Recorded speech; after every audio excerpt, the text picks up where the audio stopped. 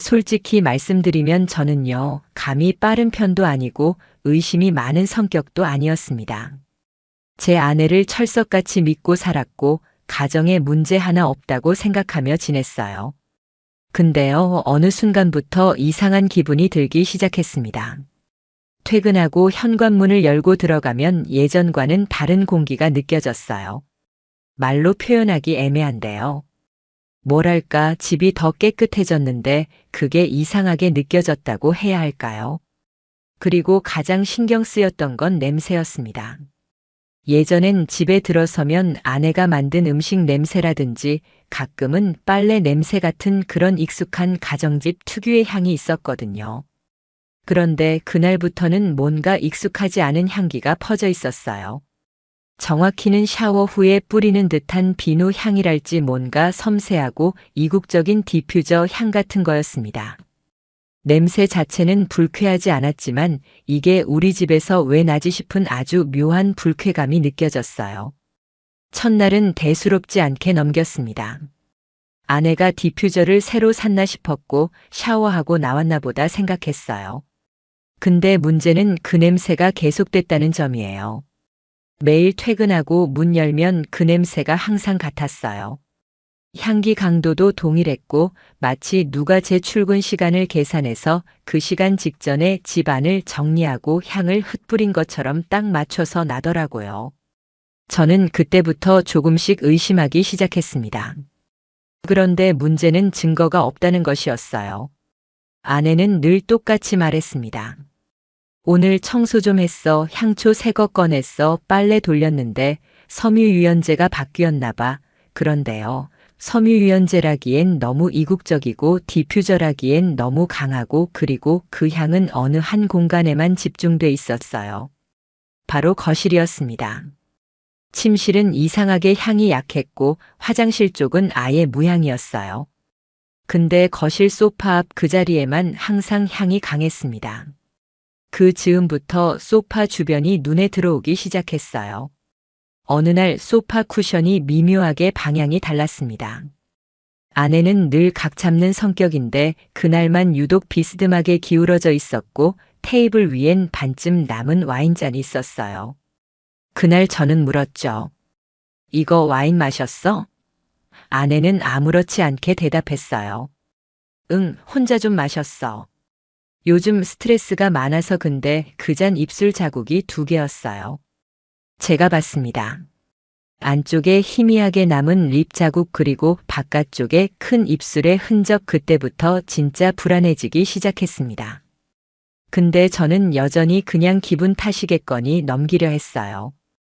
그 다음날 아침 출근하려고 양말을 찾는데 이상한 걸 하나 발견했어요. 아내 옷장에 있던 양말 서랍 속에서 남성용 브랜드 속옷 하나가 접혀 있던 겁니다. 그것도 제가 절대 입지 않는 브랜드 색깔도 스타일도 완전히 이질적이었어요. 이건 뭐야? 그 순간 저도 모르게 소리쳤습니다.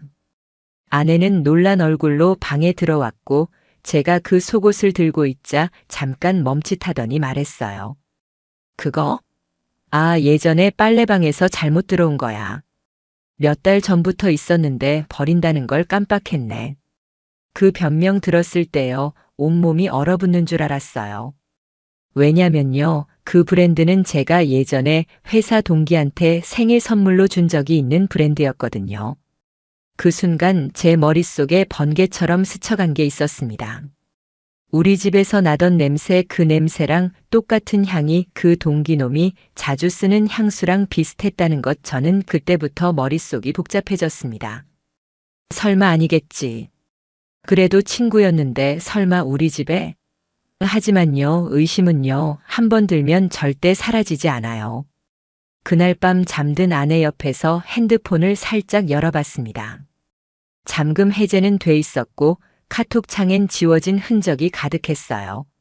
최근 대화 목록은 3개밖에 없고 그마저도 전부 읽은 메시지 없음 상태. 이건요, 누가 일부러 지운 겁니다. 증거를 없애려는 흔적이 너무 노골적이었어요. 그리고 그렇게 지운 사람은 절대 처음이 아닐 겁니다. 그날 이후로 저는 아내와의 일상이 하나도 편하지 않았습니다.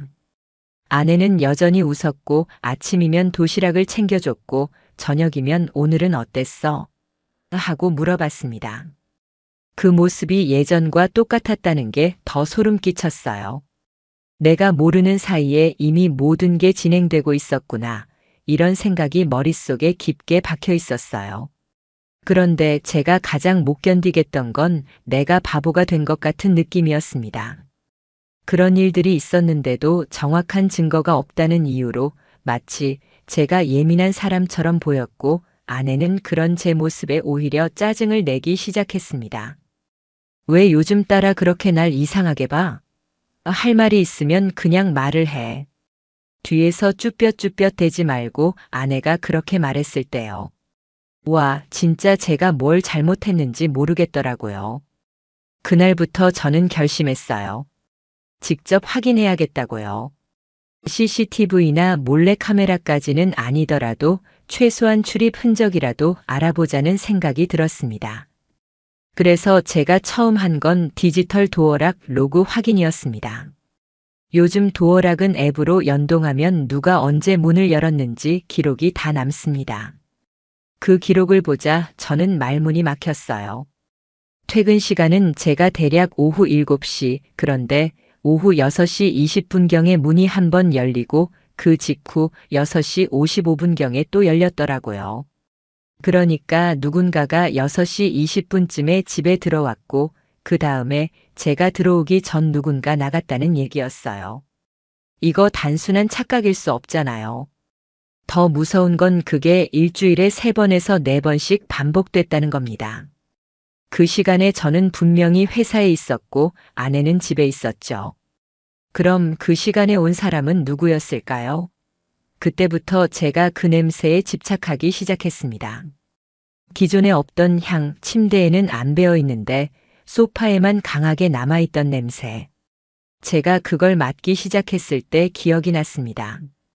회사 동기 이민수 걔가 쓰는 향수랑 비슷했어요. 예전에 출장 갔을 때 그놈이 방에서 향수 뿌린 적 있었거든요. 이거 미국에서 직구한 거야. 오직 온라인 전용 그렇게 말하던 기억이 났어요. 그런데 그 향이 우리 집 거실에 퍼져 있다는 게 정말 말이 되는 일일까요? 그놈과 제 아내는 얼핏 보면 아무 접점도 없어야 맞습니다.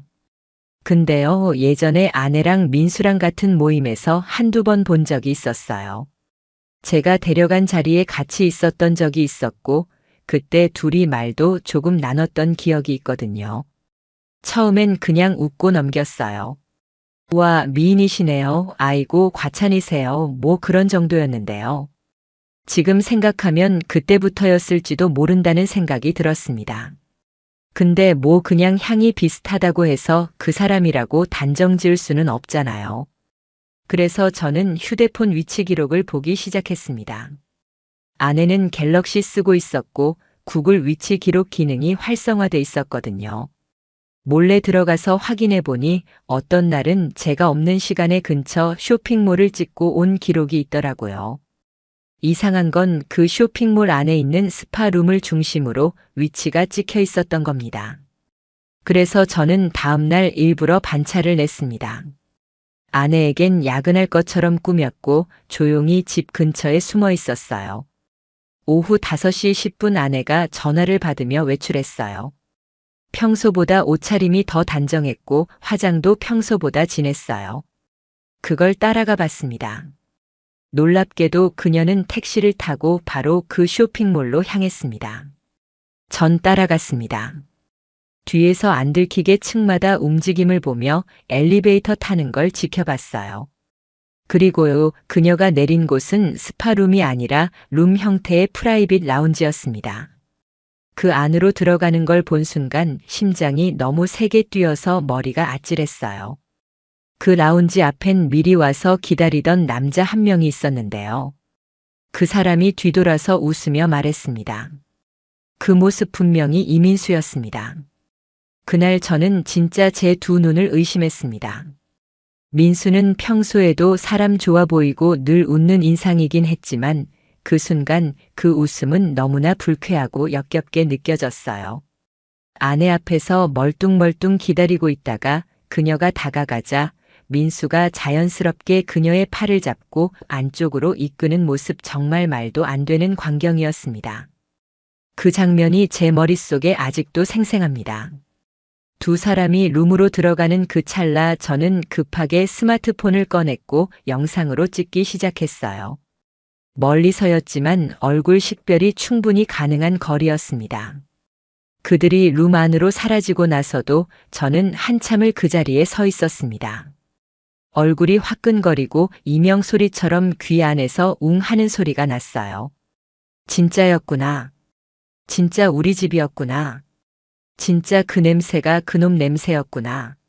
모든 조각이 그 순간 퍼즐처럼 맞춰졌어요. 그날 우리 집 거실에 퍼졌던 향기, 소파에 남아있던 립 자국, 도어락 로그의 기묘한 시간차, 지워진 메시지 기록, 남성용 속옷, 그리고 민수의 향수, 그 모든 게 하나의 실선으로 연결된 겁니다. 전엔 너무도 흐릿해서 못 보던 게 그 순간 선명하게 떠올랐어요. 아내가 언제부터였을까요? 민수와의 관계가 언제부터였을까요? 정말 무너졌습니다. 그날 저는 아무 일 없었다는 듯 조용히 집으로 돌아갔어요. 아내는 늦게 들어왔습니다. 오후 9시 20분쯤 헤어스타일이 약간 흐트러져 있었고 화장은 무너져 있었어요. 근데 웃고 들어오더군요. 미안, 친구 만나고 늦었어. 조금만 일찍 말해줬으면 밥 안 먹고 왔을 텐데.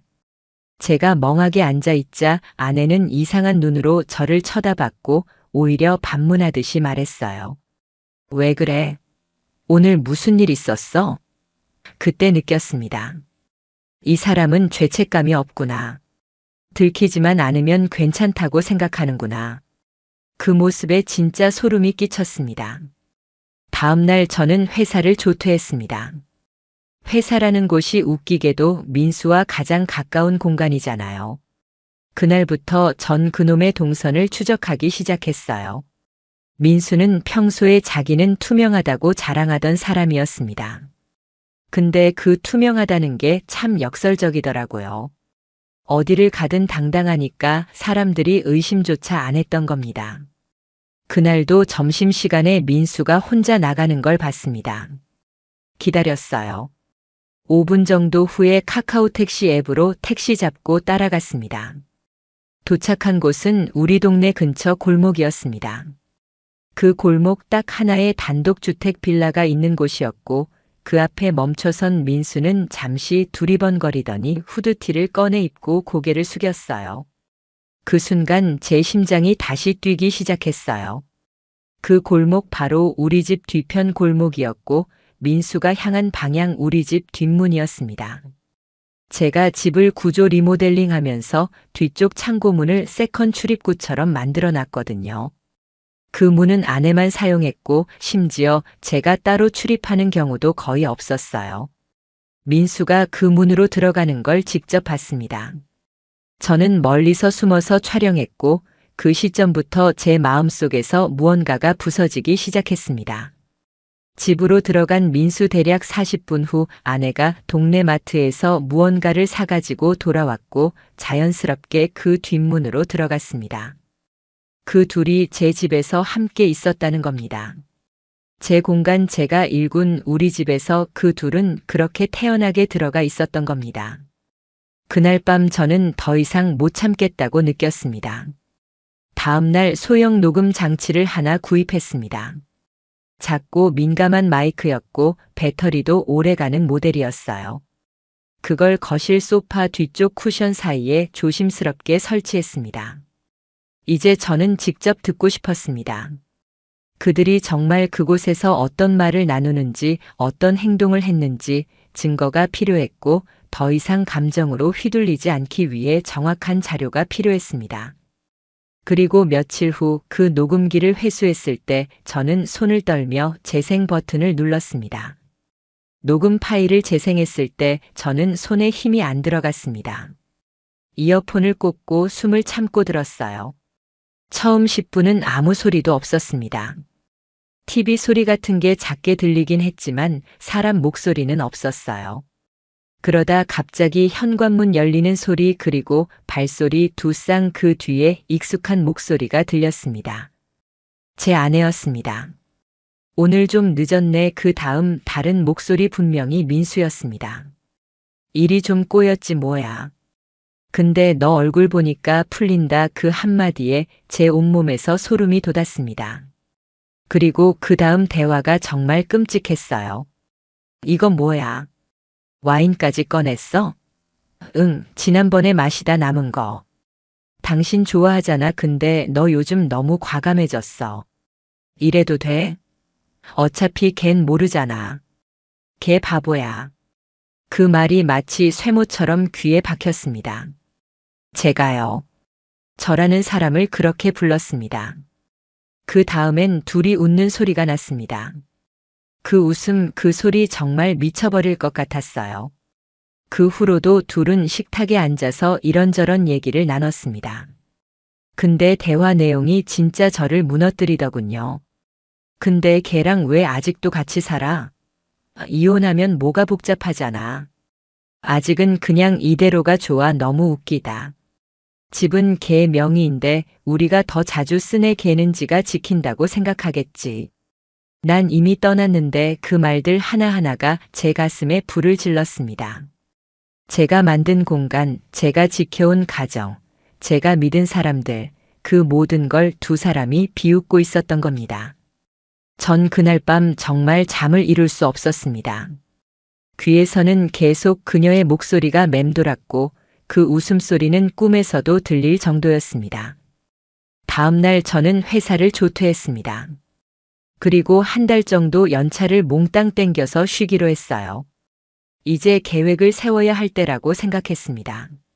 막연한 분노만으론 안 되고 이 모든 걸 완벽하게 정리하고 나중에 법적으로도 문제가 없게 자료를 쌓아가야겠다고 생각했습니다. 그래서 두 번째로 집안에 작은 CCTV를 설치했습니다. 가정용 공기청정기 안쪽에 렌즈가 거의 보이지 않는 초소형 모델이었어요. 설치 위치는 거실과 부엌이 모두 보이는 각도였고 녹화는 모션 감지로만 작동하게 설정했습니다. 그리고 또 하나 침실에 있는 탁상시계 모양 카메라도 하나 추가했습니다. 혹시라도 거실이 아닌 공간에서 둘이 무슨 일이 벌어질까 싶어서요. 그렇게 일주일을 보냈고 녹화된 영상은 하루하루 쌓여갔습니다. 정말 놀라웠던 건 그들이 너무 당연하다는 듯 내가 없는 시간에 우리 집을 점령하고 있다는 사실이었습니다. 민수는 들어오면 집 슬리퍼를 당당하게 신고 소파에 누워 아내에게 뭐 좀 달라고 합니다. 아내는 그 옆에 앉아선 다정하게 손을 잡아주고요. 둘이 함께 웃으며 마치 부부처럼 행동하는 장면들이 카메라에 가득 담겨 있었습니다. 어느 날은 민수가 제 옷장을 열어보더니 이 자식 옷 참 못 입네 이러면서 웃는 장면도 있었습니다. 그걸 보고 있자니 저는 진짜 내 존재가 얼마나 하찮게 여겨졌는지 그게 명확하게 느껴졌어요.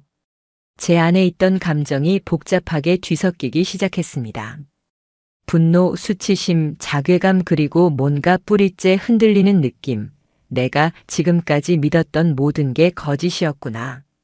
아내는 평소에도 저에게 큰 불만을 말한 적 없었습니다. 오히려 주변 사람들에겐 남편이 착해서 좋다, 일 잘하고 가정적이다 이런 식으로 저를 포장했었어요. 근데 그 뒤에서 이런 짓을 하고 있었다니 사람이 이렇게까지 가면 안 되는구나 하는 생각이 들었습니다. 그날 밤 저는 결정했습니다. 이젠 증거는 충분하다고 판단했고 이 상황을 마무리할 때라고요. 저는 결국 모든 증거가 모였다고 판단했고 이제는 행동할 시간이라고 생각했습니다. 그동안 수집한 자료 도어락 출입 로그, 위치 기록, 녹음 파일, CCTV 영상 그 모든 걸 USB 하나에 정리해서 복사해뒀습니다. 그리고 민수를 포함한 회사 인사팀 메일 아내의 가족 단체방 그리고 제 친가 쪽 단톡방까지 여러 방향으로 나눠 저장한 상태였어요. 그날은 금요일이었습니다. 회사에서 회식 핑계를 댄 저는 일부러 평소보다 2시간 늦게 들어가기로 했고 그 사이 그들이 우리 집에서 또 어떤 짓을 하는지 마지막으로 지켜보기로 했어요. 녹화 장치와 핸드폰 모두 실시간 연동으로 켜두고 근처 카페에서 상황을 지켜봤습니다. 오후 6시 28분 민수가 들어옵니다. 도어락이 열리고 그가 들어와선 소파에 눕습니다. 몇 분 후 아내가 들어옵니다. 둘은 그 어떤 죄책감도 없이 함께 웃으며 와인을 따르더군요. 그리고 CCTV 속에서 민수가 제 셔츠 하나를 꺼내 입으며 장난스럽게 말합니다. 나 이 옷 잘 어울리지? 내가 낫지? 그 순간 제가 이성을 놓을 뻔했습니다. 그래서 바로 집으로 향했습니다. 현관 도어락 앞에서 숨을 크게 들이쉰 뒤 카드를 찍고 문을 열었습니다. 그들은 놀라지도 않았습니다. 그저 왜 벌써 왔어? 그 말이었습니다. 민수는 당황한 얼굴을 잠깐 보여주더니 금세 침착하게 말했습니다. 오해 마. 잠깐 들른 거야. 아내는 제가 손에 들고 있던 폰을 보더니 표정이 확 굳었습니다. 너 뭐해? 몰래 카메라라도 설치했어?